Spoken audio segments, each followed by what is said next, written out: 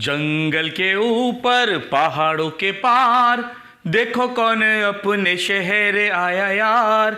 Ninja हथौड़ी Ninja.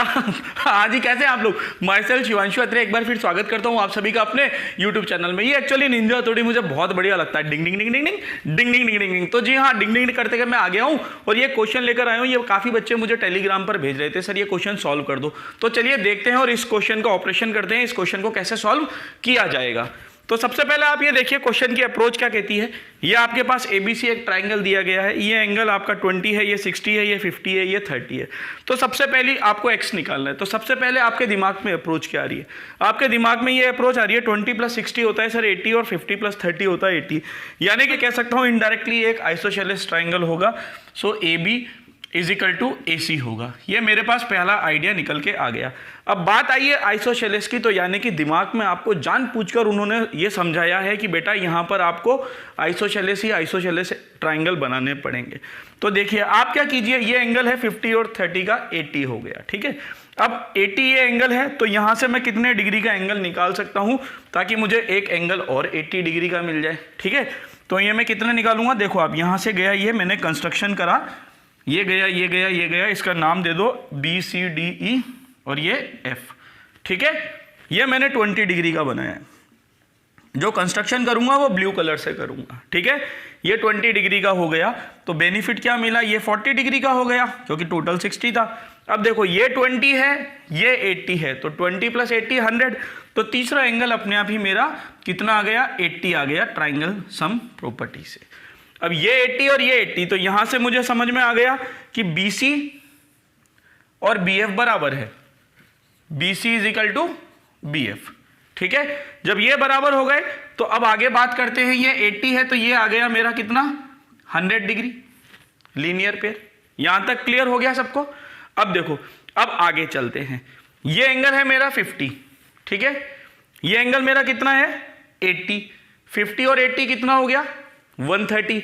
तो ये एंगल कितना आ जाएगा ऑटोमेटिकली, इसको ब्लू से बना देता हूं मैं 50, ठीक है। BCD ट्राइंगल की बात कर रहा हूं। ये 50, ये पूरा 80, तो ये कितना आ गया 50।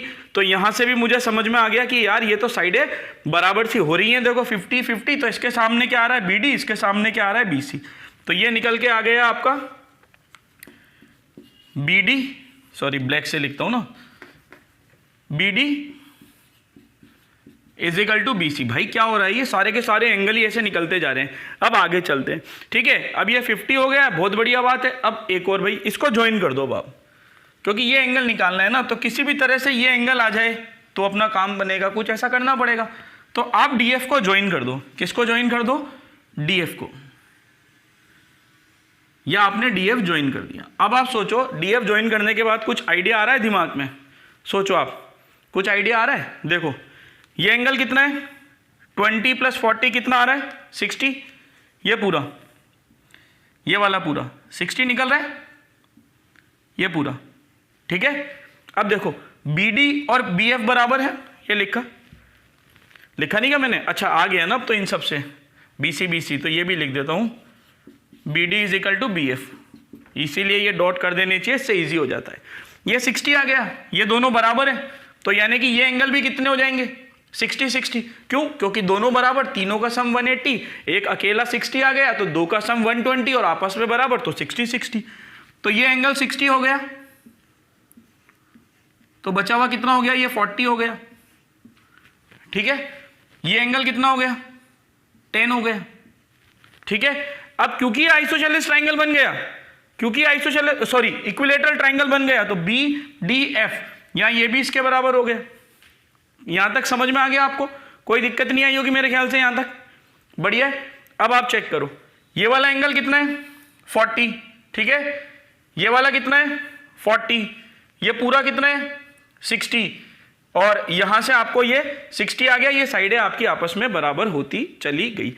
अब अपना टारगेट है ये वाला एंगल लाना। भैया ये एंगल कैसे आएगा, अगर किसी भी तरह से या तो ये पूरा एंगल आ जाता मेरे पास, सोचो आप, या तो ये पूरा एंगल आता तो काम बनता। अब ये पूरा एंगल कैसे आएगा, क्या आप EF के बारे में जान पा रहे हैं।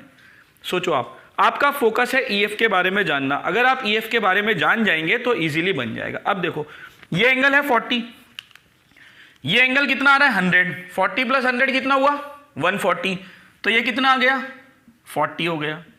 तो भाई ये तो आइसोसेलेस ट्राइंगल बन गया।